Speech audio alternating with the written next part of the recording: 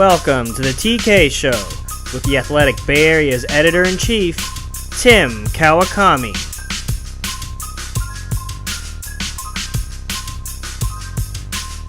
Hey everybody, Tim Kawakami here, recording from Kawakami Studios with my producer, Cruz.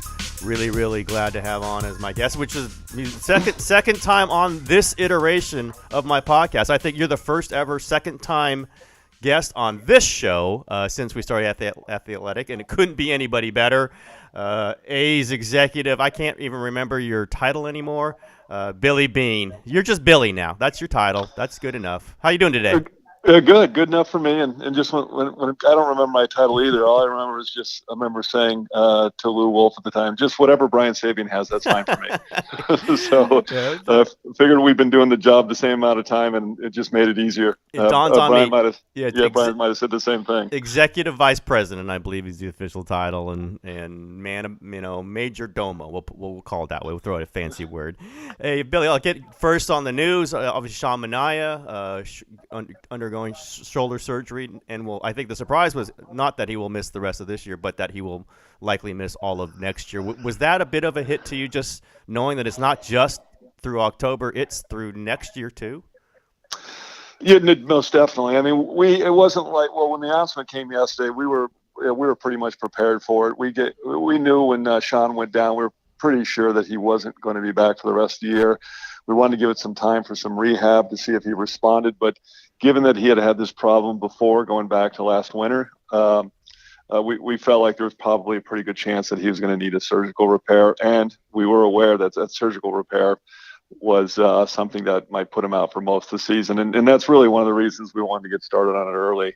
I mean, normally we're very cautious. I think most teams are very cautious now with surgery, and again, knowing this was the second time, we thought, hey, let's get it done now. And again, it was a blow at the time, but we've kind of known about it for a while. So I think the public just kind of found out what we've kind of known for a few weeks. But Sean's a great kid, and I know he wants to get started in the rehab. And listen, this season wouldn't be this season if we didn't continue to lose starting pitchers from day one. So that's part of the narrative.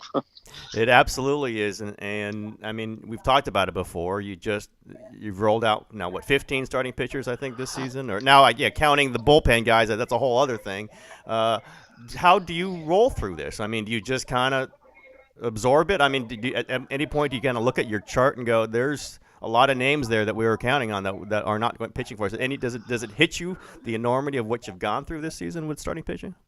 Well, when it really started, first it hit at the beginning of the year. Well, let's go back to spring training. This wasn't a strength of the team to begin with. So when we left spring training, and if you go back to even my conversations with the media, we were always concerned with the starting pitch to begin with, and then we started and opened the season. I mean, Kendall Graven was our opening day starter, and within a month, he was not only down in AAA, but was out for the year himself with his own surgery. And I think at this point, from the 5 starters we started the season with, are all completely out of the rotation. So we have 5 new starters, and again, this team's been pretty resilient. We've found a way to sort of patch things on the fly. And what I was most worried about was in August when we started to get another rash of injuries, and we had like 2 weeks to get to September. And I remember just, talking to me and David speaking to our owner and talking to Bobby, said, we just got to crawl to September. And at least when we get to September, we can, do some creative things, which I think you've started to see. And listen, the other thing too, the guy that's probably saved us recently has been Mike Fiers, who we picked up right after the deadline. I think we're 7-0 in his starts, and he's 5-0 himself. So he's been fantastic. But again, getting to September was really our goal.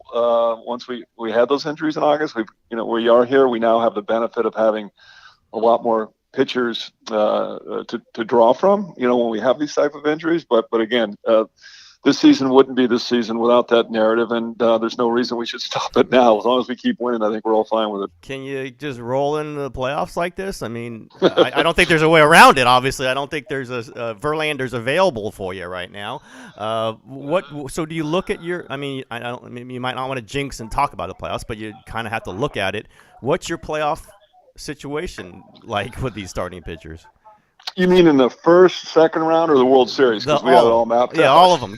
Just give me how you've lined it up. Yeah. That's all I want to know. Yeah, because it's a foregone conclusion. But yeah, you're right. These aren't things we like to talk about until we actually know that we're in. It's just no matter what the mathematics say, you kind of just until you. And the reason I say that, not to digress from what you asked, is the reason I say this because remember we're 13 games out in 2012 and had like a 0.1% chance of going to the playoffs and won the division. Yep. So I never ever count something for sure when it comes to the playoffs until it's actually a done deal. So, but as far one of the good things listen, we won't have obviously a 40-man roster in a postseason situation, but what you do have is the advantage of multiple off days. You're only playing 2 games at a time together, so it does allow for some creativity. You just don't get to do what you do in September, but you're not as limited as you are during the season because of the off days, which is why you see during the postseason, clubs like Cleveland the last couple of years, when they go acquire a guy like Andrew Miller and guys who can, in the bullpens, become very much a dominant theme in the postseason. The off days allow that, and that will certainly help us as it relates to starting pitching. So, but again, we haven't sort of decided if we get to that point, we want to get there, and then we'll talk about it. But we at least think we will probably certainly be creative, and certainly will be creative, I would assume, if we're in a wild card as well, because that's a 1 game and out. So you got to just bring all hands on deck at that point and sort of throw tradition out the window. Now, you've used the opener several times. I believe you're doing it today with Liam Hendriks starting a reliever, which has been done. Is that something that you're committed to for the rest of the season and maybe into whatever comes after that? I won't even say the word.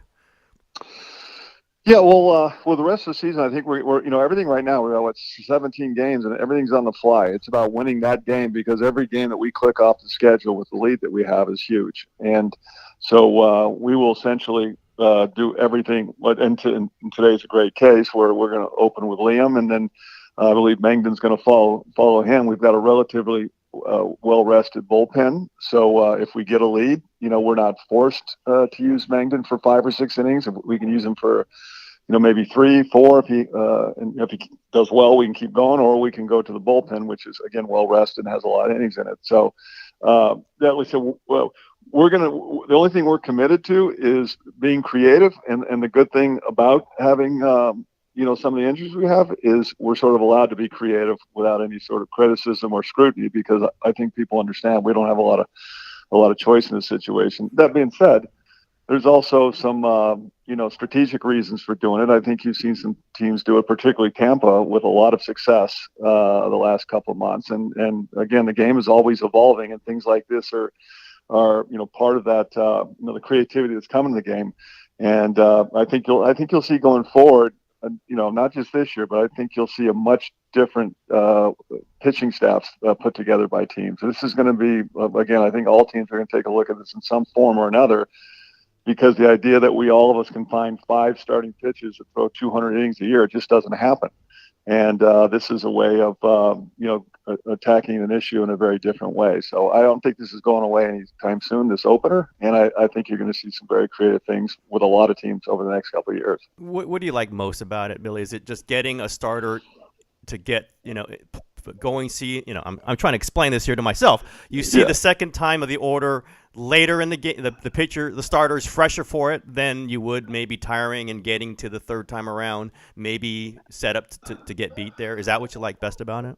Well, there's a couple of things. The first thing I think we all like about it, particularly in Oakland, because this is what we really like to do in Oakland, is really irritate the traditional media. There you go.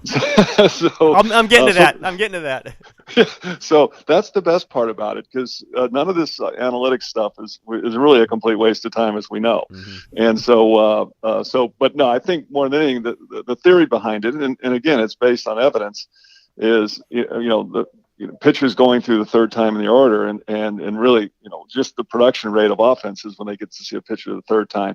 And if you sort of think about it, if you're looking, say, at our team, if you were able to sort of schedule a game where, let's say you consider, say Blake Trinan, Familia, Rodney, let's say you felt like those were your 3 best pitchers. Well, if you could sort of schedule them to always face the top of the lineup or the best part of the lineup through the course of the game, that might be the best way to do it. Now, you can't always predict that, but you can certainly start, it's almost like an NFL team mapping out 20 plays. Yep.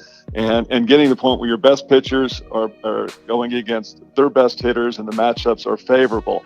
And again, everything is, one thing about baseball, whether people like it or not, it's turned into a game of mathematics, and a game of probability.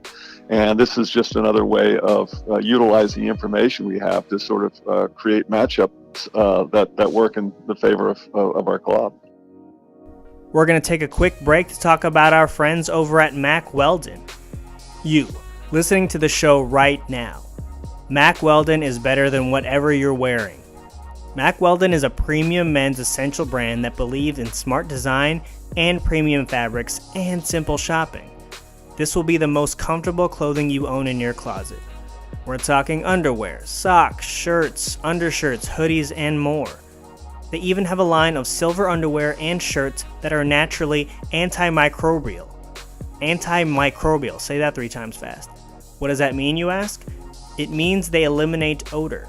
How can you not like something that eliminates odor? Mack Weldon wants you to be comfortable.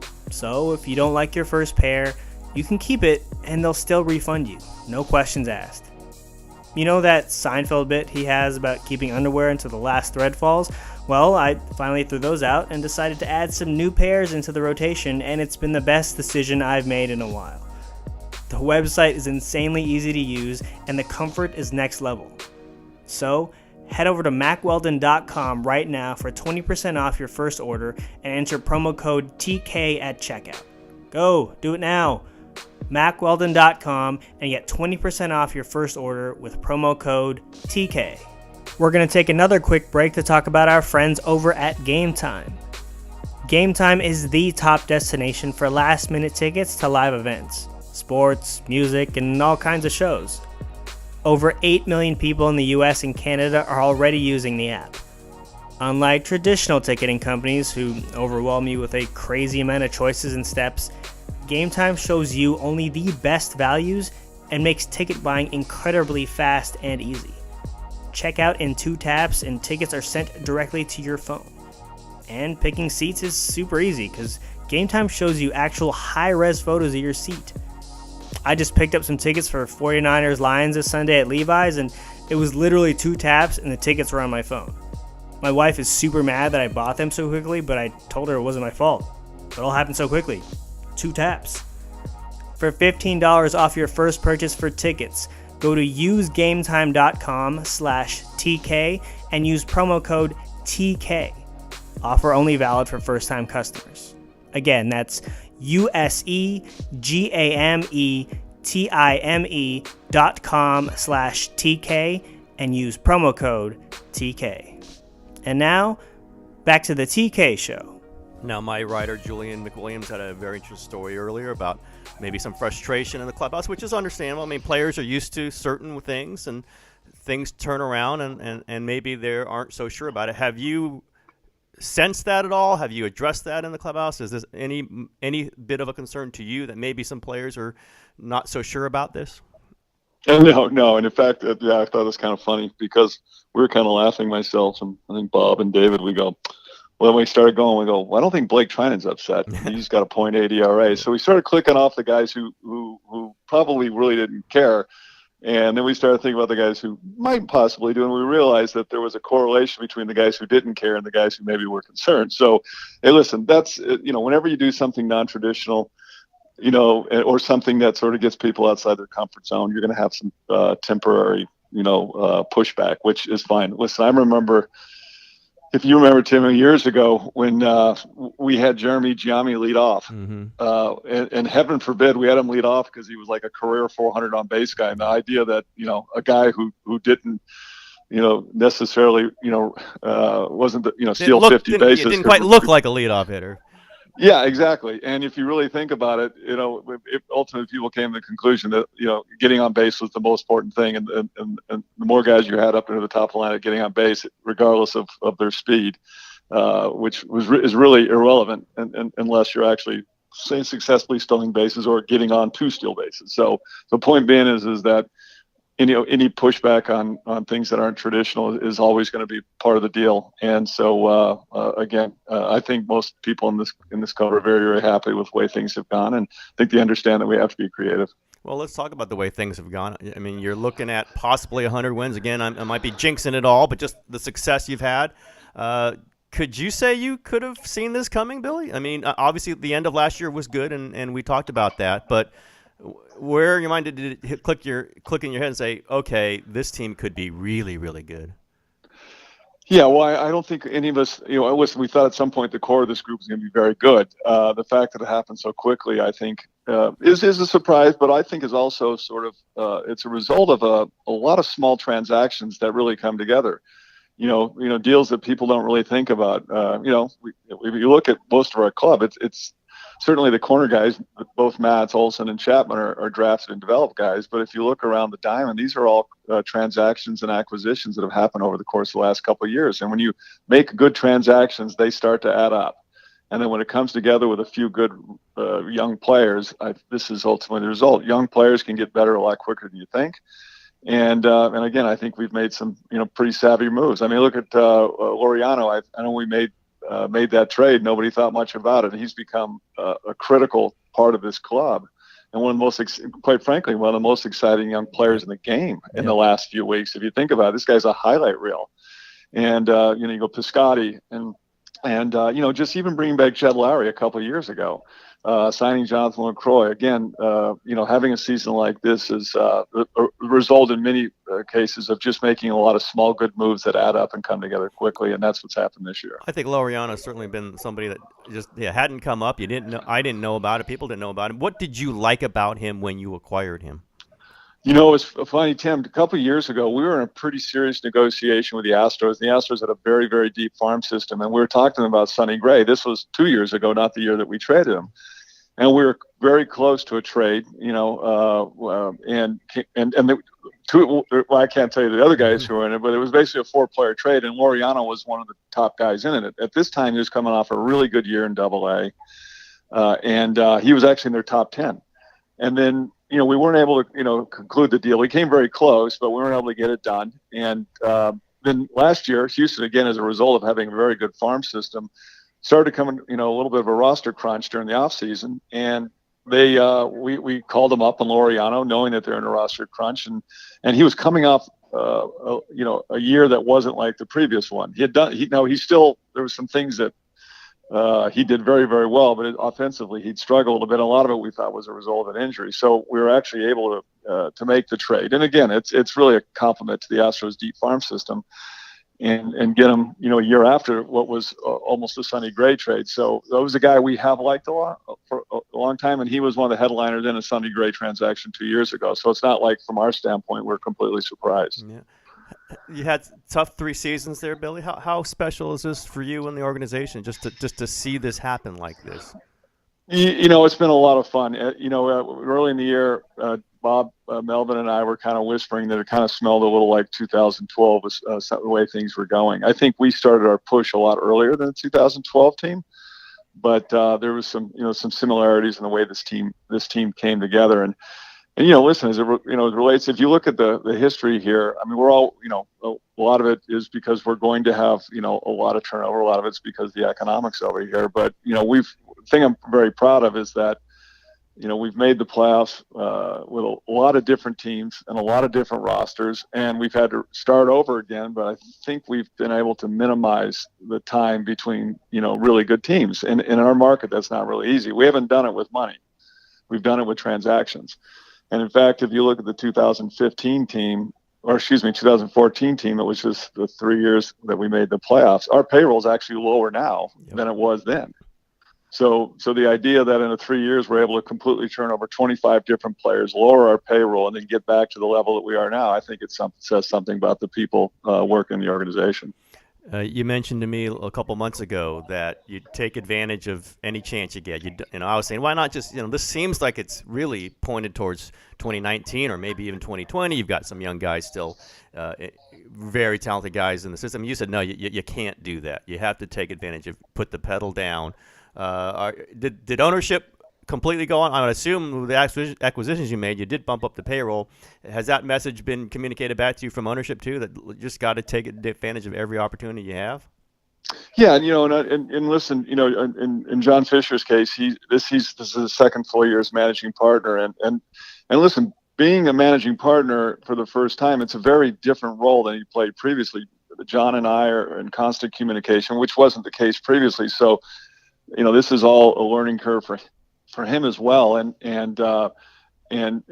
again, that's the message David and I have tried to convey, that, hey, having a 5 or 6 year plan until we've got a different revenue stream really probably isn't realistic, because and again, when we have a stadium, that'll certainly be the case that we can do that. But if you think about it, if we declare that we have a 5-year plan, well, within 3 years, we can't even afford year 4 of it, because what you have is you have arbitration, Yep. Good young players, arbitration eligible. So, and as a result, during, this education that we're going through on a daily basis, John's been great. And he's approved a lot of these transactions that we had. And the other tough thing, and this is also, you want to keep your young players, which we tried to do in Oakland, but you also realize that that's our capital for acquisition.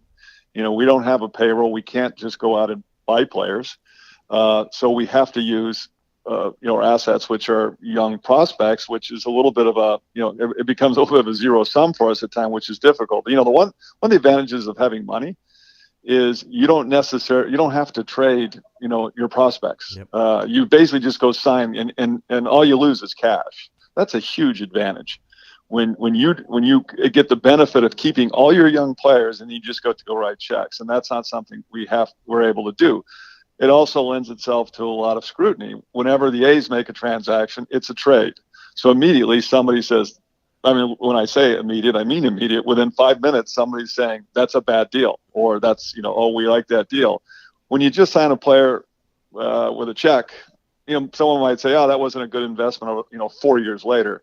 And so we're constantly facing scrutiny with every decision we make, which, listen, is part of the deal, but it just another more evidence of the challenges we have, us, and, not just us, but I say us in Tampa, because I think us and Tampa are very much, very similar franchises, and I'm very respectful of what they do. The difference, and I kid them, is they don't have a huge behemoth across the bay like we do. Yep. They're doing pretty well this year too, by the way. They're doing great. They're really smart. And when they made that trade for Chris Archer, who's a great talent, and they made a great acquisition, and I didn't for 1 second think that they were going to take a dip, and they've actually played better. They're really smart guys over there, and again, we have a tremendous amount of respect. I wish they would just go away for the rest of the year. So, Billy, looking ahead a little bit, which we all have to do, can you keep this team together for 3 years, or is that unrealistic given the economic realities? Well, I certainly think I know how. Yeah. I think we'll see. But the good thing is that we're coming from a very low payroll. That's a good thing. It's not like we have a very high payroll right now. So I think that one of the great things about the success we have is people. A lot of new people in the organization that haven't experienced this really understand the benefit. Listen, all the things you want to do in the community are great, but what the best thing you can do for your organization and your business is understand that your core product is the baseball team. Yep. And if you win, it really creates a lot of momentum in other parts of the business. And I think at least internally, people are starting to see that, and I think that will certainly, put us in a position to try and keep these guys around for a few years. That's for sure. Because they said I'm getting gray now, and I don't know how many times I can do this. You told me once you weren't going to do it again, and I think that was like 2 times ago, by the way. Well, I probably did, didn't I? Okay, well, I'm not doing it again. I'll say it 3 times. Now I'm really, really not going to do it again. Well, it's like Gilligan. Billy Beane as Gilligan. I like that. We've talked about this. Your contract comes up at the end of next year. David Forst's contract comes up at the end of next year. Bob Melvin's contract comes up at the end of next year. You said I don't know that there have been any discussions. Is this something that is on anybody's plate to get this done at least before the start of next season? Well, yeah. Listen, first of all, I probably, I'll speak for myself because I'd rather speak about Bob and David. But I think it'd be inappropriate in my position, given all the great things that are going on in the field, to put myself out there in my own personal situation, I'm been very, very fortunate and over the course of my career. And so I personally feel no sense of urgency, and I prefer to have the focus on the field. Now, as it relates to Bob and David, I spoke to you about it. I mean, these guys are really good at what they do. And, hopefully, if, not soon, very soon, there's some at least some resolution long term, because I think that they're two of the best in the business at what they do. And my priority would be, as a guy who oversees both of those guys, is to make sure that they're here for a long, long time. When that happens, that's ultimately not the decision that I get to make. But there's probably something, let's appreciate what this team is doing on the field right now, and deal with the individual contracts after the season's over, if at all. All right, Billy, I got to ask you, what'd you think about the Raiders trading Khalil Mack? Value deal, right? What'd you think about that? I wanted to thank John Gruden for having people forget about Josh Donaldson. But nice, nice. Wow, nice. Yeah, no, you know what? Honestly, I did follow it, and it did. It kind of, I sort of felt some. Listen, I know the things when you trade a player of that magnitude.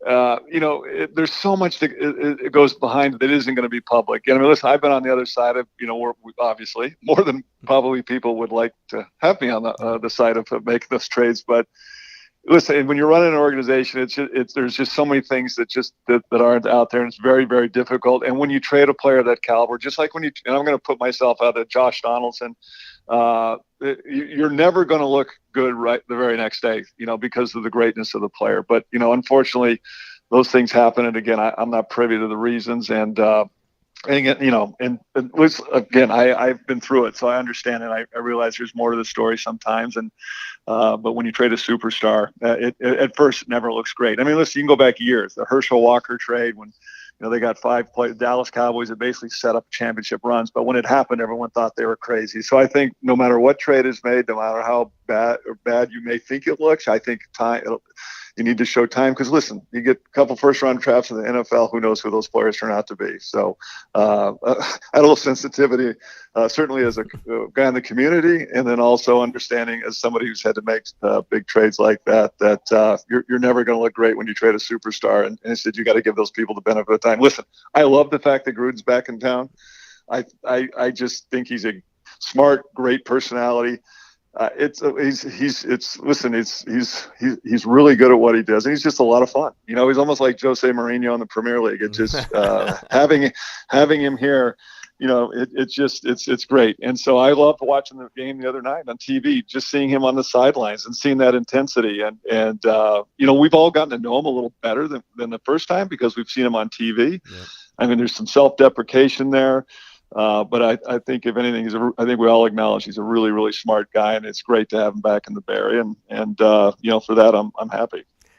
Go figure, you'd go right to Donaldson. Right to Donaldson. Hey, listen, I've never shied away from that. Yeah. So again, as I kind of kid around, I hope Barreto wins 3 or 4 MVPs. Yeah. But the fact of the matter is that happens in sport. I think the worst thing you can do is when you make a trade that you might take back. You don't stop. You don't stop doing things for fear of being wrong. And I think if anything here in Oakland, we've said, hey, you know what? We're going to move on and try and get better, and we're not going to just be frozen by criticism or not being right every time. And that's the way it's gone from that point on. And I think we've proven that you can make good decisions after that, even if you make some that aren't great. I've written this a million times, and I don't like saying it because you're on the line here, but that's one thing I've always respected about your front office is it's almost like, okay, we'll do it more because there's criticism. This is like, okay, you don't like that? We're going to keep doing stuff. This is what we're going to do. And that might have a similar personality type to somebody you're talking to, by the way. It's like, you can't browbeat me into something. I might make a mistake, but you're not going to browbeat me into the thinking that I can make 7 better decisions coming forward. So I'll just say that. Yeah, no, it's again, I appreciate that, and again, yeah. I mean, listen, I've been doing this long, and then the older you get in this job too, is you understand that. Listen, you can't sort of surround yourself with your own hubris, and you're going to be wrong, you're going to be right, hopefully. But again, you don't want to just be frozen in sports. Listen, especially a small market team, if you become stagnant, you're done. And so for us, that's never been the case, and we're going to keep doing it the way we do. And I think or at least I'm going to speak for my period, my baseball ops, because we've all been together a long time. It's 21 years. I think we've got a pretty good track record. All right, Billy. Well, let's end this with two questions that I ask. Well, I ask everybody their favorite restaurant, but I'm going to ask you your favorite book also, just because I know it's going to be good. Billy, what's your favorite restaurant? Well, my favorite restaurant is a local place here in Danville. It happens to be one of my wife's favorites as well, Cafe Essen, and it's fantastic. And we've been going to. It's moved a couple times, and so that's a place I think my wife and I go to when we can. And my other, actually, we used to have a great Indian restaurant here called Chutney's. That was one of my favorites. That hasn't been around for a couple of years, so I missed that a little bit because I'm a big fan of Indian food. Weren't you an Amber? Were you? No, you weren't an Amber. Were you? No, you were. I can't even think. Bombay Superstar guy, or what? No, yeah, you're thinking of Burma Superstar. Burma Superstar. I'm sorry. Yes. Yeah. Yeah. No, we'll hit that with the staff over in Alameda. We'll go over there definitely. In fact, that's the place we'll take. I think I took Daryl Morey with the Rockets there. Okay. I think I introduced Daryl there. When he comes into town, we always get together. So Rockets GM Daryl Morey, that's one of the places he likes to go. And it's a place we'll take visitors from out of town. Great food. It's relatively local for us there at the Coliseum. So, so that's the current favorite. There's a lot of great restaurants in Danville and Walnut Creek. So, but Essence, the one we've been going to for a long, long time. Excellent. And Billy, what's your favorite book right now? Well, my all-time favorite. You want my all-time favorite? Yeah. Oh, that one's easy. That one's Les Miserables by Victor Hugo. Oh, yeah, we've talked about this. I think, that's right. It's not. In fact, it's the unabridged version. There's two versions. The unabridged has the historical Napoleonic wars and the history behind it, but it is absolutely the best book that I've ever read, and I tell that to everybody. I mean, it's like carrying a fruitcake around in your briefcase, but briefcase. No one carries briefcase. Yeah, I know. What are you doing? I've never seen you with a briefcase either. By the way, I had one back in the 90s or the 80s, I think, but with a backpack. But no, it's like having a fruitcake in your backpack, but. It is literally it's my favorite book of all time, and Wuthering Heights is behind it, but there's nothing close to that for me. And I saw all the movies, all the Broadway show multiple times, and never get tired of the story. And so that's my all-time favorite. My favorite sports book, actually, I say it's one that a lot of people haven't read. Again, the size of a fruitcake is The Ball Is Round by David Goldblatt, it's actually, I wouldn't even call it a sports book. It's sports. It's a little bit of a historical, socioeconomic book, and it's about 1,000 pages, and it's on basically, the growth of soccer around the world, how it started, through colonialism, things like that. It's just an amazing, amazing book, and that one's pretty dog-eared. In fact, I'm about due to read that one again. It was so good. I've never heard of that one. I'm going to take a look now. Yeah, it's fantastic. Like you said, I'd like to say it's a book on soccer, but that would probably be too shallow, because it's really. It's much more than that, and just an incredible. He's a professor. David's a professor in the UK, and he's actually taught here in the United States as well, down at Claremont or Pomona colleges, and really just a fantastic book. All right, Billy. Well, listen, could talk to you forever, and probably we'll be checking back in with you. Who knows? But always great talking with you. Thanks for doing this, your team's pretty good. Your team's pretty good. I'm just picking that up. The vibes are pretty good with your ball club. Well, yeah, I appreciate it. The reason we get to do multiple podcasts is funny. I'm actually a lot more interesting when the team's winning. When we're not winning or coming in last, I'm really not that interesting and passe. So maybe the trick is to keep winning, and we'll get to do more podcasts, or I'll be worth having on the podcast. That's right. That's the incentive. That is literally the incentive. Billy, think we're winning. I get to do Kawakami's podcast even. There you go. That's there what I want. All right, that's a good correlation. I'll take it. Yeah. All right, Billy. Well, listen, thanks very much. Appreciate it. Have a good day. All right, take care, Tim. All right, everybody. That's Billy Beane on the TK Show for today. Thanks.